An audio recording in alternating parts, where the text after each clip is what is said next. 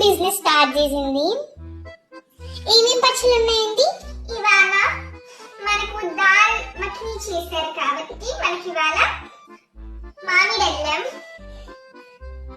గోంగూర, అడుక్కొచ్చిన chicken పచ్చడి ఉన్నాయి.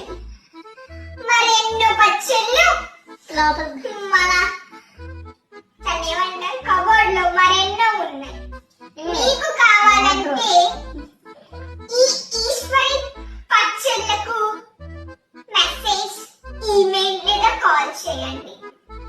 మీకు చూస్తేనే నోరూరవచ్చు, దాని వల్ల మాకు దిష్టి తగలవచ్చు.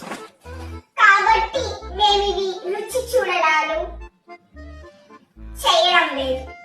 ఓకే, ఇక మీరు పోతే మేము ప్రశాంతంగా రుచి చూస్తాం.